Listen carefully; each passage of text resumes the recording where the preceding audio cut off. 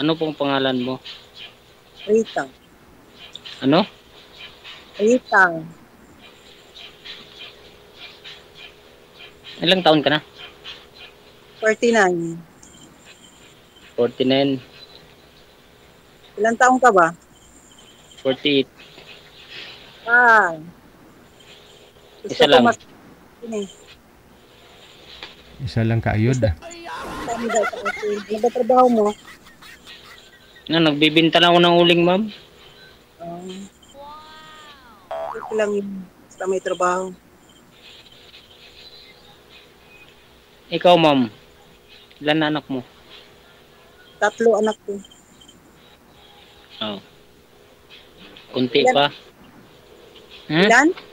Ilan anak mo? 5. 5? Nasaan ba nanay niyan? Na. Hindi ko na alam saan na yung nanay nila. Ay, gusto ko. Saan ka ba ngayon, ma'am? Leyte, Kapookan. Malapit lang. Pwede lang kitang tawidin dito. Oh. Anong lugar mo? Surigao City.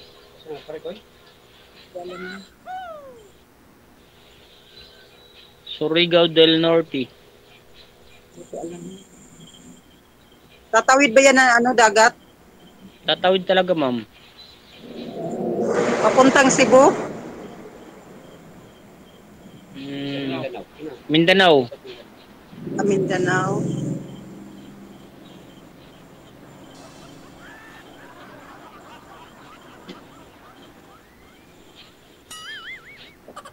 Bakit kayo naghiwalay na ano mo? Hindi, alam mo naman ako, mahilig ako sa tinda eh. Tapos? Oras na ako umuwi. Siyempre, hindi ko naibigay yung kailangan niya. Kaya, yun. Kasi Ano ho, na kailangan? Ha? kasi nga ho ma'am si Sir ho, business niya nagre-repack ng uling, no? So wala na ho siyang time magbuting-ting kay Mrs. kung gabi siguro, ganun ibig niya sabihin. Hindi ko na magalaw-galaw yung buhok niya. Ay, ikaw naman kasi. Kailangan niya ng lamping yung ginaganon-ganon yung buhok ko. Ay, Hindi ko na pagampanan nun. kala ko siyang buhok. Tapos ano, yung mga anak niya, nandyan sa'yo lahat? Dati sinama ko sila dito. Oh. Tapos nakiusap sa akin yung lolo nila na pasyal ko sa Pangasinan. Kaya hinatid ko sila doon.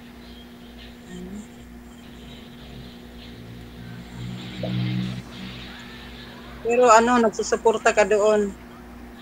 Araw-araw ako nagpapadala, ma'am. Buti. 5,000 araw-araw yan ma'am. Ikaw, ma'am, ang kwento ng buhay mo. Masaya ang kwento ng buhay ko. Nag-iisa lang ako. Term. Ano? Saan ba yung asawa mo? Nandoon sa pinagtrabahoan niya, may asawa na iba. Nag-abroad.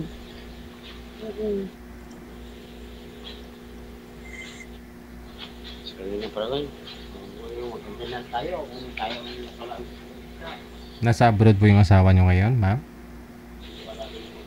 Hindi, nag-abroad tapos umuwi na, tapos doon umuwi sa kabila. Ah, Tapos nag-abroad din ako, pagbalik ko wala na. Wala na sa bahay. Ma'am, ilang taon na yung mga anak mo? 30, 25, and 20. Uy. Tatlo. Malalaki na sila. Malalaki na ano? Lalaki, babae? Lalaki lahat. Maganda yan. Puro lalaki. Matutulungan ka nila. Oo naman. Mm. Di naman ako dapat tulungan kasi naghanap buhay ako dito. Ano bang hanap buhay mo, ma'am? Business. Maganda yan. Business. Anong business? House. Cooking and selling. Okay naman yun para sama exercise. timing talaga yung uling mo sir kasi nagko-cooking pala si ma'am. Oo, ma'am. Ipagkambas mo yung uling ko, ma'am. 350 lang ang sako, ma'am.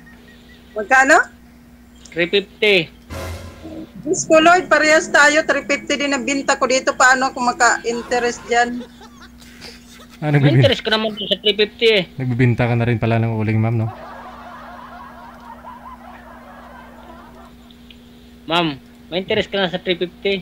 Oh, at saka iba yung uling kasi ni Sir, ma'am. Kasi yung uling ni Sir hindi nag-aabo, ma'am. Buo pa rin yung uling ni Sir.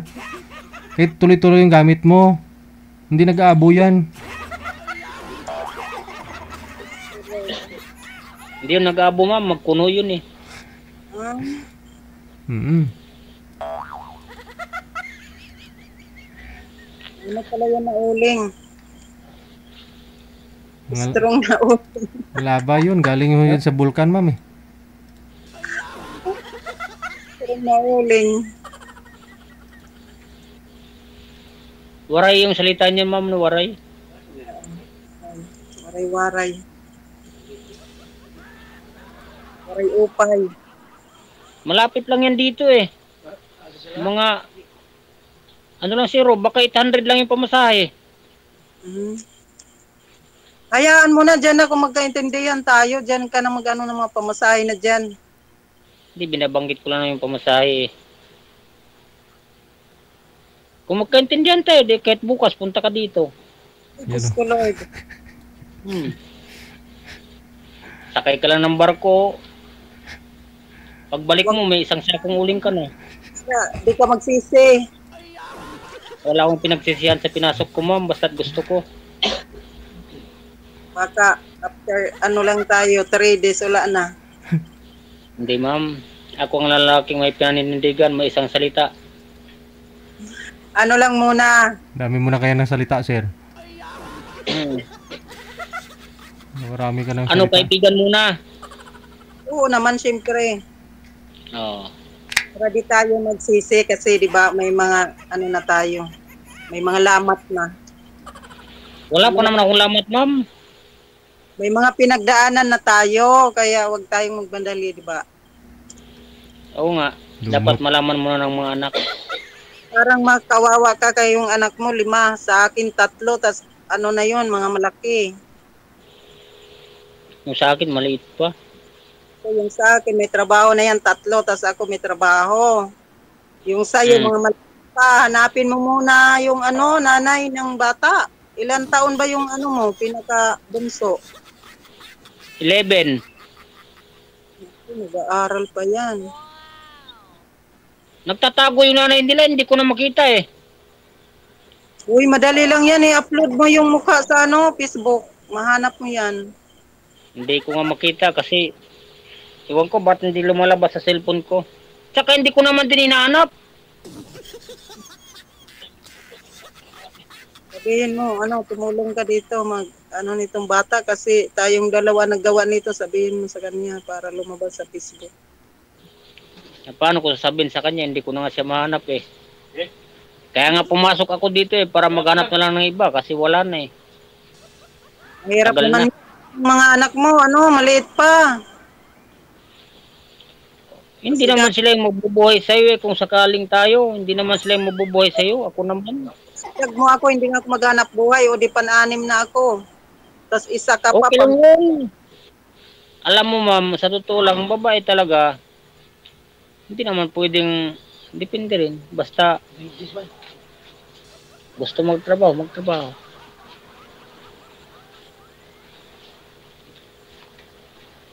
Kasi ako, pag may nagustuhan ako dito, hindi na ako magtatrabaho. Pwede rin. Alagaan ko na yung ano ko, partner ko. Hindi na ako mag-buhay. Yun yung hinahanap ko dami, yung may mag-alaga sa akin. Kasi lalaki. Hmm.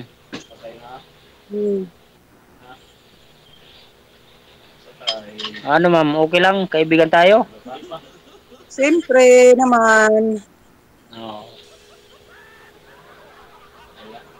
Oh, sige na, kanaubos na ang oras, oh. Hindi naman naubos yung oras ma'am, eh. Lagi naman nandyan, no?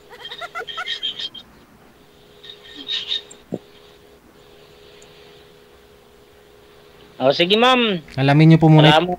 alamin niyo po muna yung plataporma ni sir, ma'am. Wala pa hong 10 minuto yung pag-uusap ninyo, 1 oras yung pag-uusap ninyo din eh. Okay, sabi niya naubos na rin yung oras DJ eh.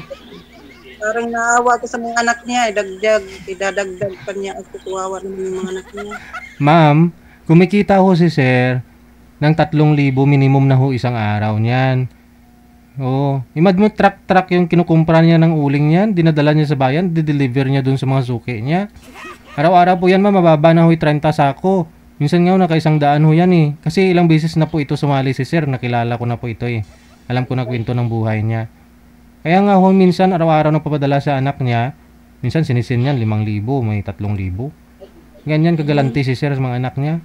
Huwag mong kaawaan mga anak niya. Kaya ho, pag mag-asawa na ho kayong dalawa, ikaw na lang ho magbibilang, magmamanage ng business ninyo.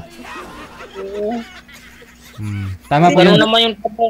Ganun yung trabaho ng asawa ko dati. Oh, hawak lang ng pera, sir. Lapan lang ako. Pag uwi ko, bahala ka na sa pera. Wala namang pakialam dyan. Trabaho mo na yan eh. Kaya pala, Basta ako maghanap buhay ako.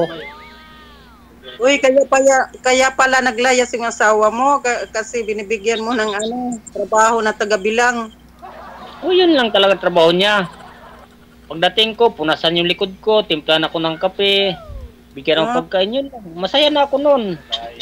Pag sa trabaho, sagot ko na yun. Kaya pala lumayas siya. Dapat hindi mo ganyan. Binigyan mo siya ng trabaho sa bahay. Oh, may trabaho naman siya. Yung tagaugas ng plato, tagasaing, tagalaba. Trabaho din yun.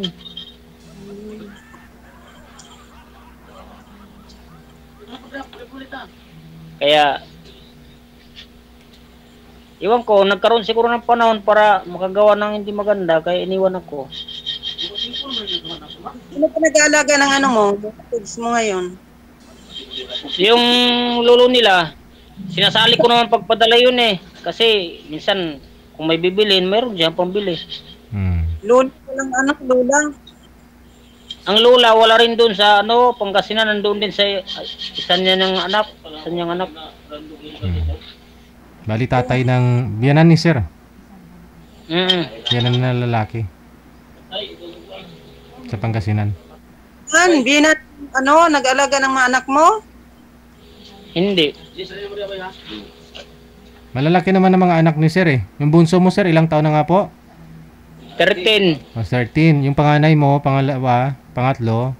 20, 19, 17, 15. Nasaan ba? Sa nanay mo? Sa parents mo? O doon sa kabila? Biyanan nga po. Doon sa kapila. Hinatid ko nga nung last year doon. Sa pamilya ng mo? Asawa mo dati? Biyanan, Oo. biyanan nga ni. Mag-pray ka lang, magbabalikan pa kayo niyan kasi nandoon yung mga bata sa kabila.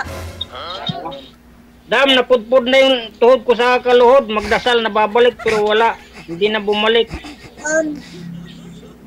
Pudpud na sir. Mabalik yan kayo yung mga bata mo nandoon sa kabila.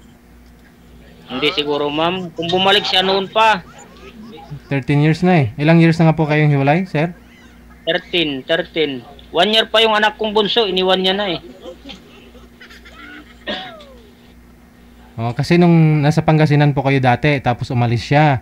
Ngayon ho, dinala mo dyan sa probinsya ninyo, yung mga anak mo, pero yung tatay, yung lolo ng mga anak mo, hiniling na doon na lang sila sa Pangasinan para makafocus ka sa business mo. Ngayon ho, pati biyanan mo, pinapadalahan mo rin ng pera. Oh. Pinadalhan ko rin DJ kasi kawawa naman eh. Ayun. Kita mo napaka-responsable, ma'am. 5,000 araw-araw yan sinisend sa GCash, mga anak niya, pati sa lulo.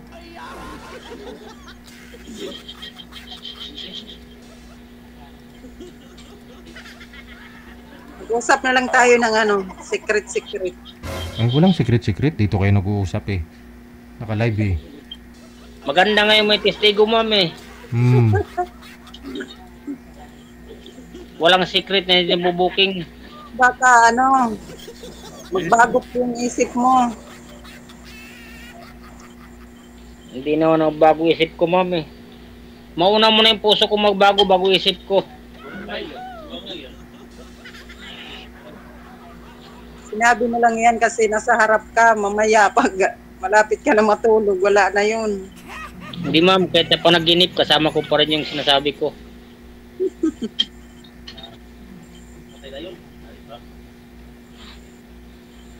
Ano ka muna? Ikaw, baka mayroon kang nanligaw, baka may nanligaw sa'yo dyan eh. Siyempre, may nanliligaw. Tapos, hindi na, Wala pa. Nanliligaw pa lang yun. Ma'am, baka madaanan kita dyan pag namasyal ako. Saan ka ba pupunta? May plano kami magbibinta ng saging. Saging? Oh, yun di lang. Tatawid ka, wala na yun. Hindi lang pala. Dyan sa late. Hindi. Nasubukan na namin dati.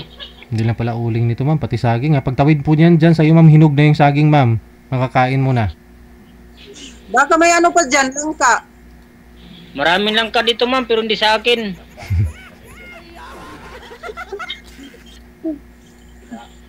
Walong hektarya yung sagingan ni sir, ma'am. 8 hektarya yung sagingan niya. Baka may mga pa din. Wala akong sagingan sir. Sige lang bala. Deliver mo sa ano, Tacloban? Sa mga tindahan. Hmm. Liti. Hindi naman ako mayayin. Kahit na ikaw nga bintan kita ng saging. Pagdating ko dyan, sisigaw pa ako eh. Ma'am, saging kayo dyan ma'am. Naman, bibili naman ako dito ng saging. Tinitinda ko din. Kahit uling, kung pwede ko lang buhatin, pasanin ko yung uling. Ihatid ko sa bahay mo. Magkano ba yung saging na ano? Binta mo Kilo? yun? Oh, per kilo. 18. Ayun. Sus, parehas lang dito. Pagsaya ka pa. Sulina ka Gusto pa. lang naman kita makita eh.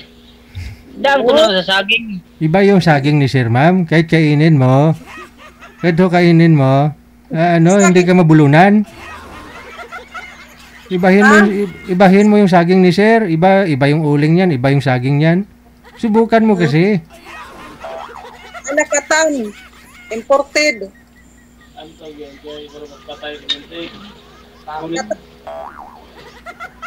Ay, naintindihan mo ang lakatan?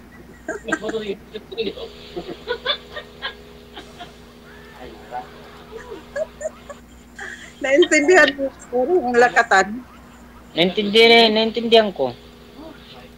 Imported. Export.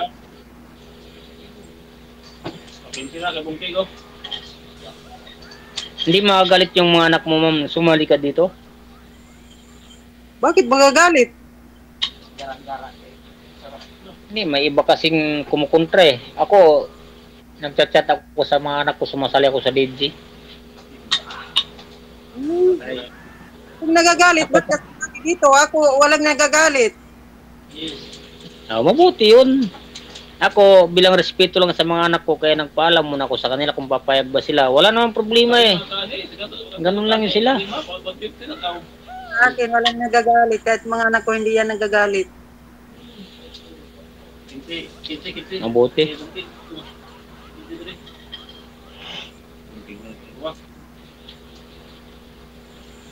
O sige ma'am, ganun lang tayo. Malapit ka lang naman eh. Oo, sige. I-chat kita. Dumaan ka dito. Bibili ako ng per kilo ng ano, saging mo. Kung gusto mo naman, ikaw punta dito, i-chat mo ako dyan sa tawid. Oo. Diyan lang naman San Ricardo, sasakay ka San Ricardo, tapos magbarko ka papunta dito, 350 lang yung pamasahe. Ormoc? Dito sa sa Binit. Hindi ko alam yan. Ang alam ko, Ormoc to Cebu. Hindi ko rin alam yun. Basta ang alam ko, dinadaanan ko yung Liti. Bye-bye. Papuntang bye-bye. Yung ano mo, lugar.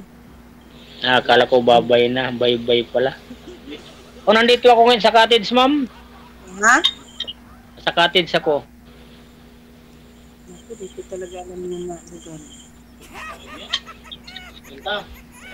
Solar lang yung gamit kong ilaw eh.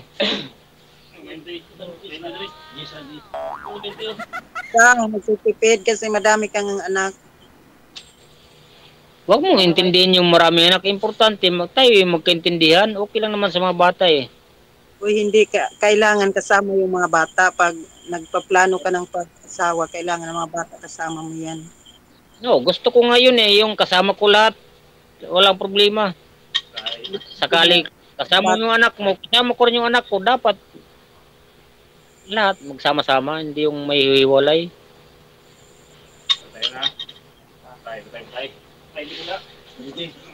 Pero ako ang hirapan kasi yung mga anak mo doon sa kabila. Pag pumunta ko doon, tudas. Bakit? Siyempre, nandoon sa kabila ng doon sa una mo. Doon sa mister mo. Sayo.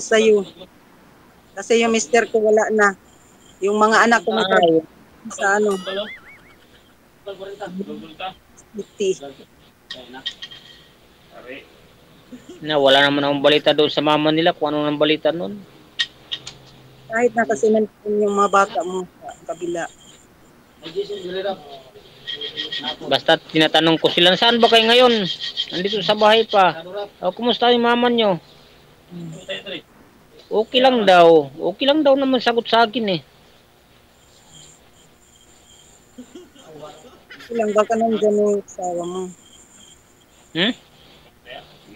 Okay lang daw, sabi ng mga bata. Baka nandyan na yung asawa mo. Di mo lang nakita doon kasi di ka pumapasyal doon. Nandun nga ako, hinatid ko nga sila eh. Wala naman akong nakita doon. Sabi nga nila, matagal na raw hindi pumupunta doon. Nandun daw sa mister niya. May anak na po ba siya doon, sir? Sa bago niya? Wala. Sabagay, matagal naman na po kayo, no? Matagal lang pala niya palang asawa yun.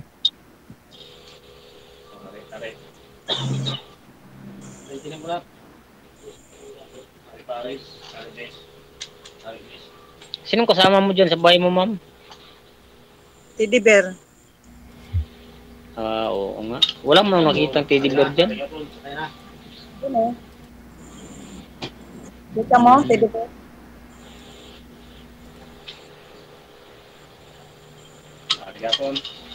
Ba't ho wala po kayong nasagot, ma'am, sa mga nanliligaw sa inyo? Wala po kayong nagustuhan?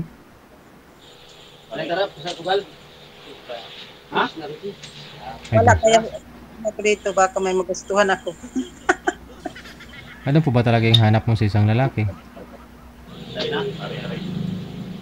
Wala, basta yung mabait lang na yung hindi naman daming anak, kawawa naman. Na hindi na pala ako papasa nito kasi marami akong anak. Huwag yung madaming anak, Buse, sir. Kaawayin ako Sir, mga anak. bro si ma'am nang wala ganong anak. Baka awayin ako mga anak niya. Wala naman yung mga anak niya eh. Malalayo naman eh. Mababait yung anak ko, ma'am.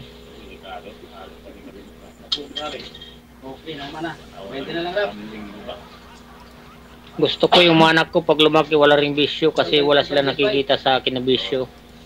Oo, siyempre.